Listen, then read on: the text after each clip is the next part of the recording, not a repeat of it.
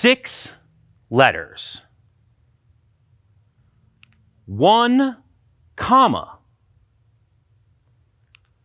2 words. Yes and. Yes and is the key component that drives improv comedy. I fell in love with improv comedy in 2001 and quickly realized it was going to be a lifelong adventure. I received my formal improv training at the La Nuit Comedy Conservatory in New Orleans, Louisiana, under Second City alum. I have since performed improv all over the world.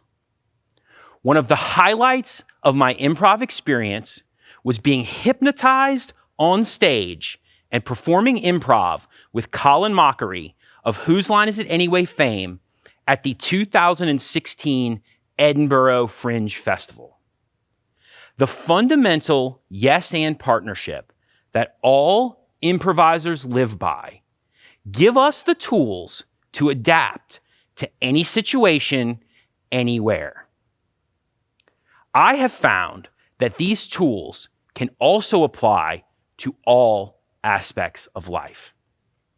When working with an improv team, the yes and partnership is critical to the continuation of the story.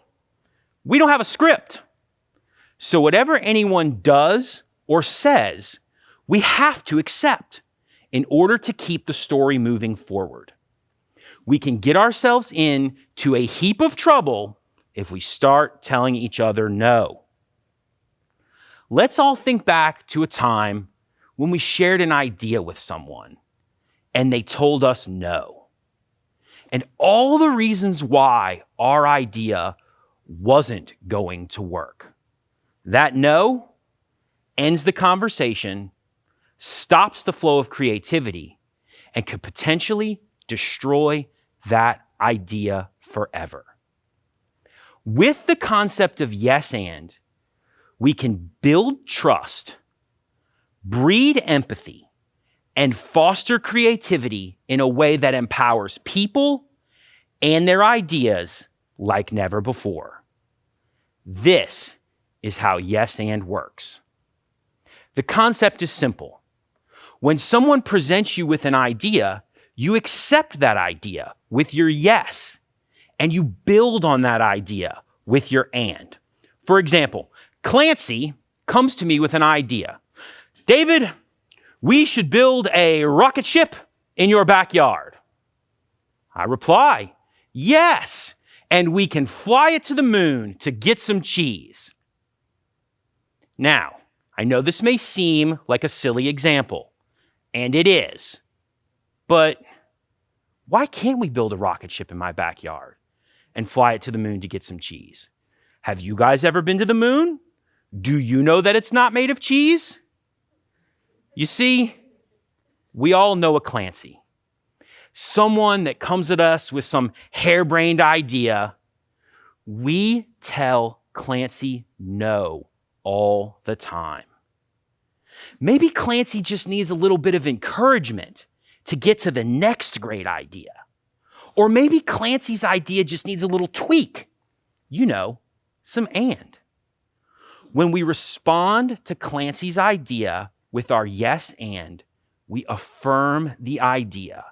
When we affirm the idea, we affirm the person. We lift them and their idea up.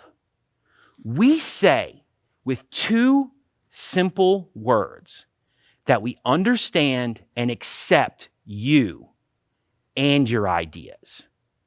This is the spark of trust, a trust that can be fostered through the continued use of yes and.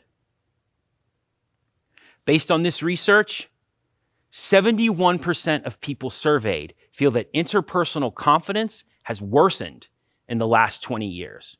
And about half, 49%, feel that a major weight dragging down trust is that Americans are not as reliable as they used to be. You see, Clancy and I are embarking on a yes and partnership where we learn to believe in and to trust each other. How much of an impact could we have if we all just believed in each other just a little bit more? See, Clancy and I are boys now. We about to build a rocket. The thing is, building a rocket is really hard. And Clancy, he gets really frustrated because he can't figure out the algorithm. And he turns to me and he says, "Dang, this rocket building thing is tough." I say to Clancy, "Yes, and we should just order one off of Amazon." Because Clancy and I have begun our Yes and partnership, we trust each other. When he expresses his frustration with the situation, I use Yes and to display empathy and offer a solution.